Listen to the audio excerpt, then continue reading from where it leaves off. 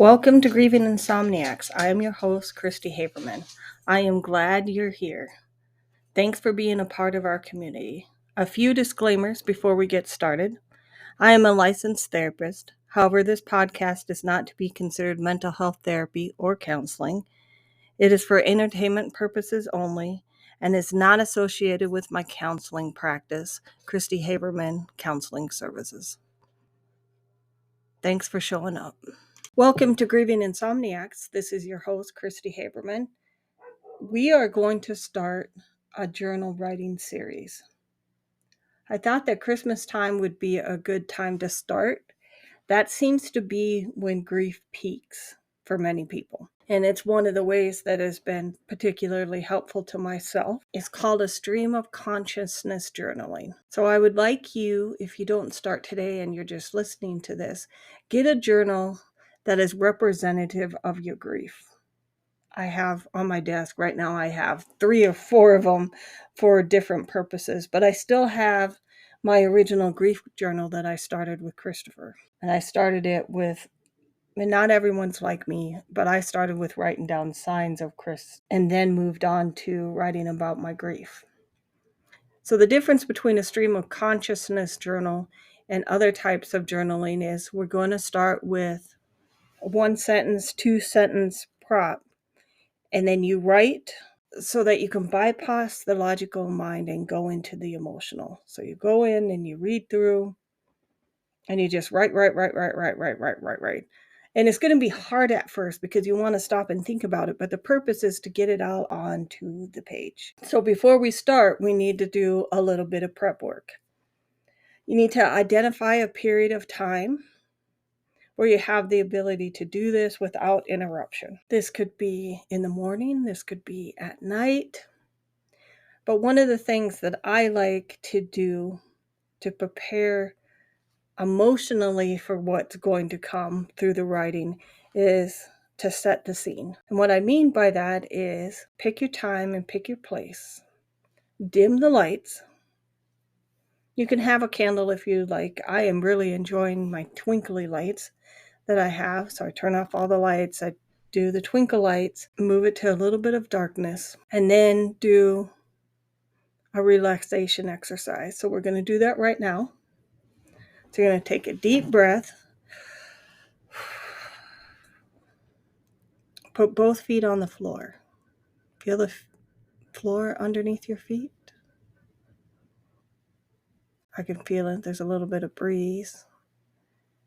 Become aware of your ankles. Move your consciousness up your legs to your knees. Be aware of your knees. How do they feel? The back of your legs, your back. How does it feel sitting in the chair? Keep breathing. Breathe from your belly. Breathing from your chest actually increases anxiety. If you need to figure out how to breathe from your belly, you put your hands on your belly and you go.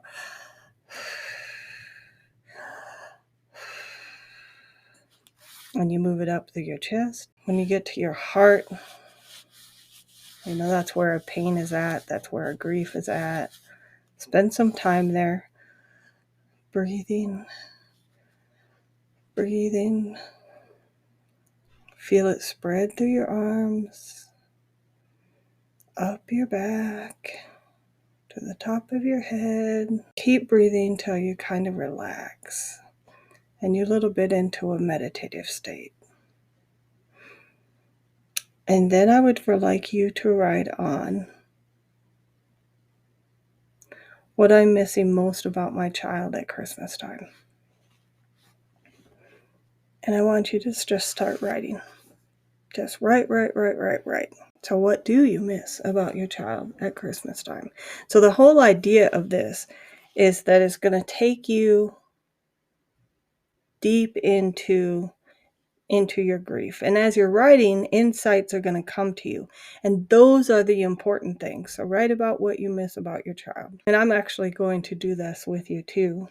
And then as we go through this journal writing series, we'll be able to go through this together. Now, there may come a time as you're writing that you start crying and you can't see through the tears. That's okay, right? Anyway, Just write it out. Just keep writing it out. And it's going to feel uncomfortable at first because you're going to feel vulnerable. That's why it's important that you set time aside where no one's going to disturb you, that you're going to be able to just sit there and do this and sit with the emotion afterwards too.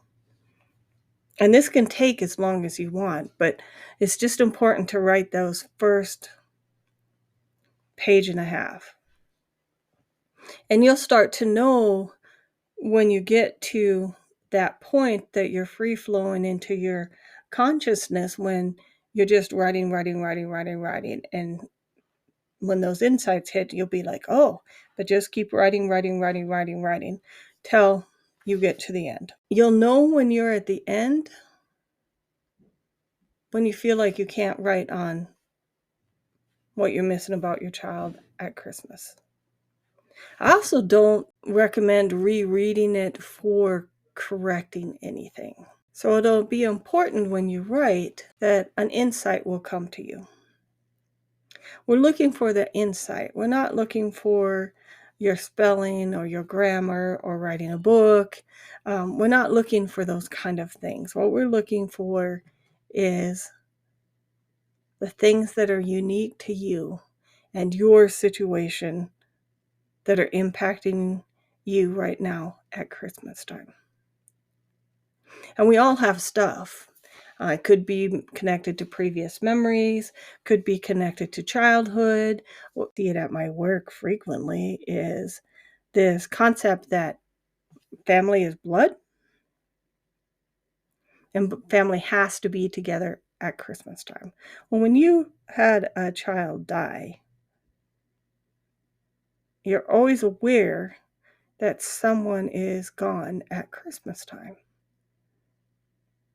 And it's how we cope with that and the negative beliefs we have about I'm less than, perhaps might be one thought that somebody's having. I'm less than someone else because I have one less person at my table, or I'm unloved, or any one of those beliefs could be coming out of your grief at this moment in time. And so that's what we're trying to discover, because this grief journey is about your grief, yes, but it's also about you. And it's also about your beliefs that you had about the world pre-death of a child, and what are the beliefs after your child has died, because those beliefs have to change. And sometimes I think that part of our struggle as grieving moms is we don't want to change those beliefs. I know I don't. I don't want to accept that I'm a grouchier person, perhaps a meaner person after my son died, but that's reality. That's just how it is. Like, I find it my job too, it changes me in ways that I don't necessarily like. So we all have these events in our life that change us. So that's what we're trying to get to with this journaling. So you write it all out. When you get to the end, it's the same kind of process. So I'm going to take you through an exercise, which is, once again, put your feet on the floor. Feel your feet, feel the floor. You may have carpet, you may have wood. I got laminate flooring. Again, I can feel a slight breeze. My laundry's going so I can hear it. Move up my ankles, up to my knees. I'm sitting in the chair. Going up to my heart. Now, hopefully after this writing exercise we've done, there's a little bit of peace. There's a little bit of that burden has been put aside. So stay in the heart, breathe. Eastern thought says that's where love is stored in our heart, this particular area. Love of self, love of others, love for your fellow man. Just breathe through that pain a little bit. Take some good deep breaths. There you go. Deep, good breaths.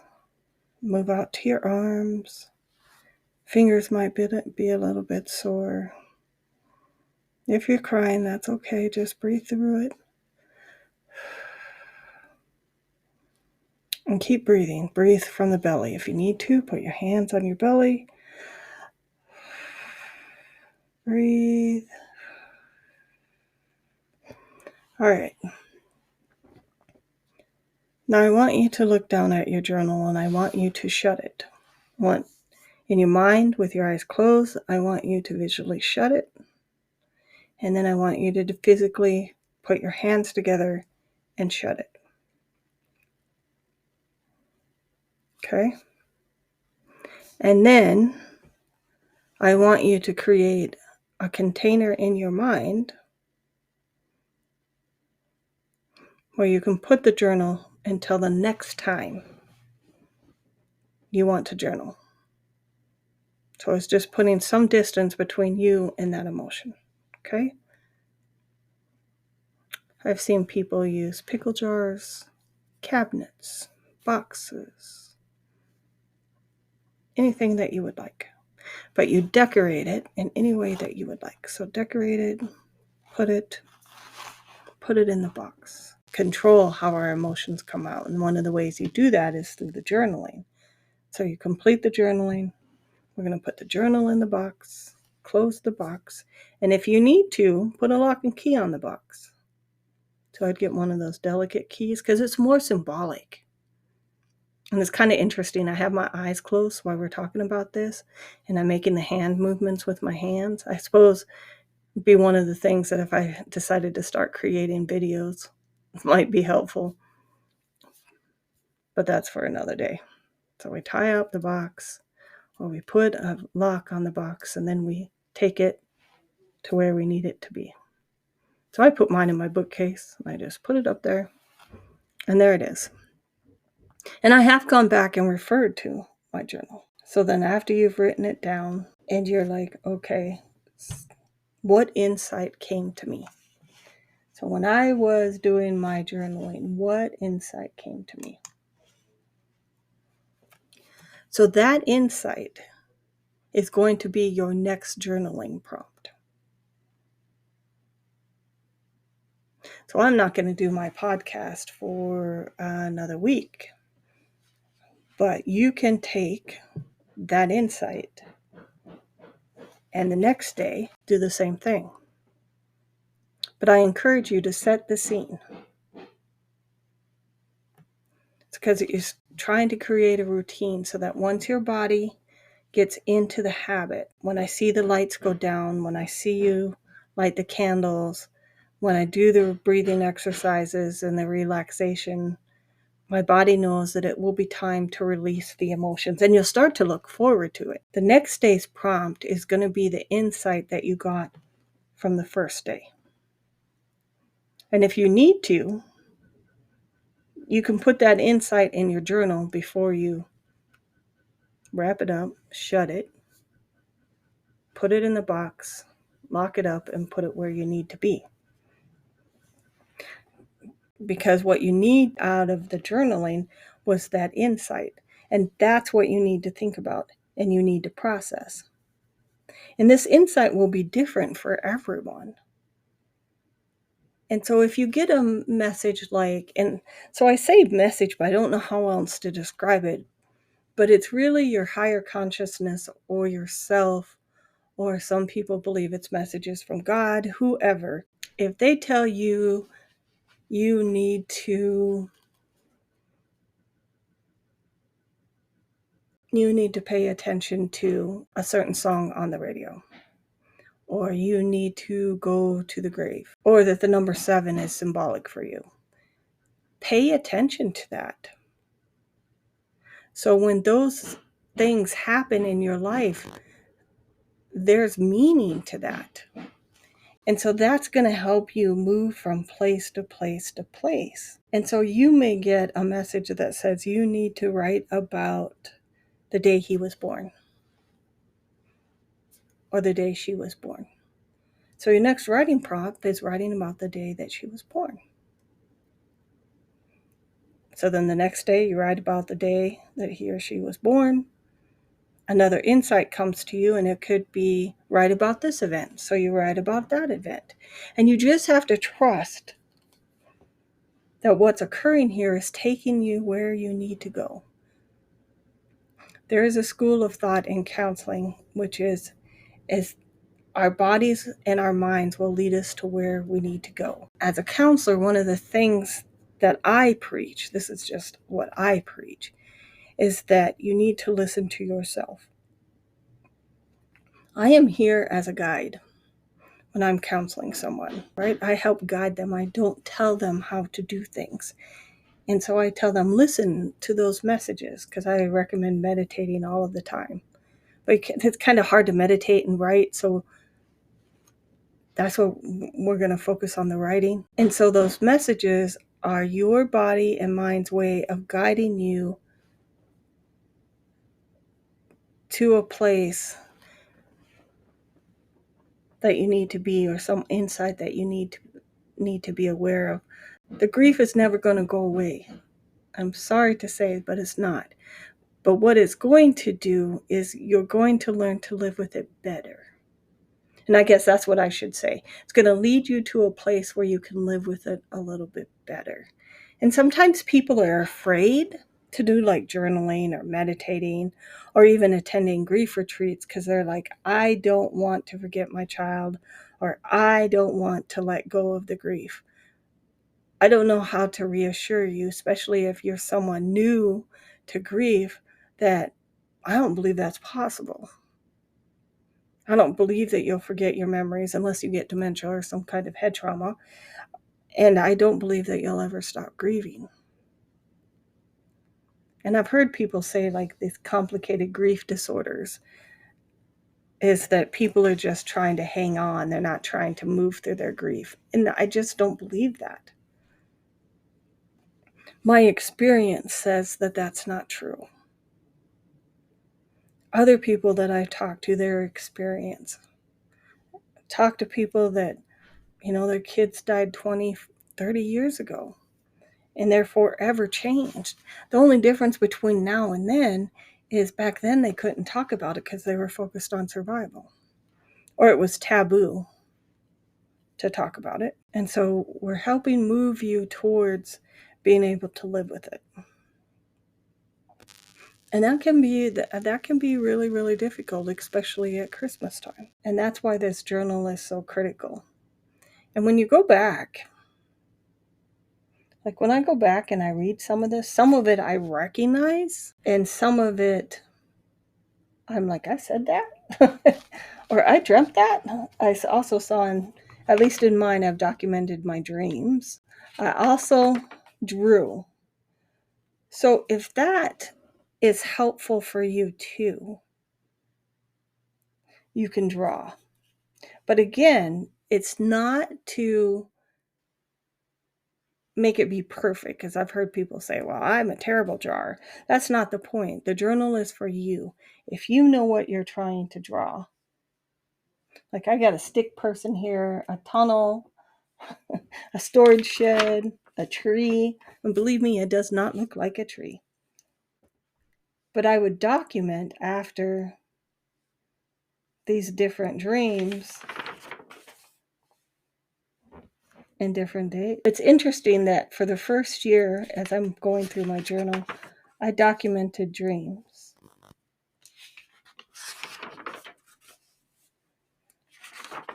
But I didn't start my grief journal. So Christopher died in 2011.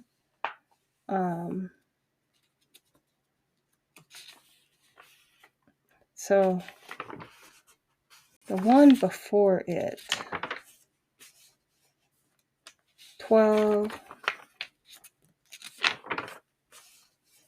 April, May. So it's about the 1-year anniversary. And I'll just read to you a little bit what I said, grief journal, day 1. Yeah, so it's probably about August. I also wrote in different colors. So the last journal entry before my grief journal, day 1, was 7/24/12. So I didn't start this process till a year after. And this is what I wrote. I find I have to write at work instead of home. I feel so much pressure to pretend to be happy, to ignore how I really feel. I'm sad. My life fell apart around me after Chris died. I miss him so much. I don't understand where he is, and I worry about him. I know he's safe, I can feel that, but is he happy? I worry that he became earthbound because of my grief, or Presley. It's the out of control feeling that bothers me the most. Where is he? What does he think of me now that he knows all my secrets? I'm afraid he hates me. So fearful of that. So fearful of losing someone else. I want to gather them all up and keep watch. I don't know how to live. My life has been responsibility and more responsibility. How? So as you can see, at a year in, I was struggling on how to figure out how to live. I was struggling with spirituality. I was struggling with so many different things. And going back and reading that, like I can really connect with how I felt at that time, but it doesn't hurt as much. And then I have pages in here where I wrote about other things, and yeah. So I would encourage you to start the journaling with me. And I'm going to start too, actually. I'm going to journal with you so that we can go through this process together. And if you have any questions for me, reach out via Instagram. That's the easiest place. I'm not on Facebook so much. I'm actually will be in Washington, D.C. this next week, which is going to be kind of difficult because Christopher wanted to travel. And one of the things that I've been able to do in my current employment is to travel. So I like to travel. It's just, it brings up everything that Chris wasn't able to do. And I'm going to go see the Smithsonian, and I'm going to go see the Christmas tree at the White House. And it's like, I feel so bad that he didn't get to do those things. And then I don't know about the rest of you, but then I feel like I wasn't a good parent because we didn't go do those things. Because you always think you have time, and you don't. At least I didn't with him. I also want to thank everybody that listens to me. I was shocked and amazed because sometimes I feel like I talk too much about myself, and I don't know if people find it helpful.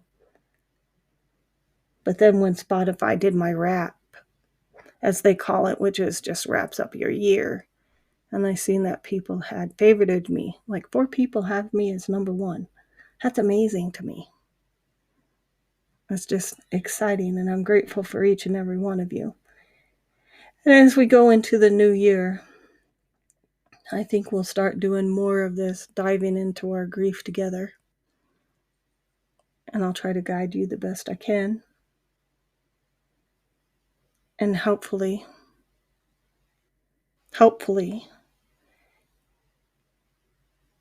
it'll bring some relief. And for those of you that are like, I can't say it enough. I was afraid that I would forget Chris too. I was afraid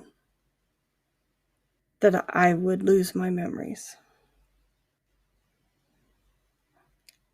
But I don't have a good memory, so I can't blame it on the fact that I just forgot about Chris, because I just think that's impossible. And sometimes when other people don't talk about Chris, I try to not assume that they have forgotten him. Because honestly, I don't need other people to remember him because I remember him. That's just the place I've had to get to.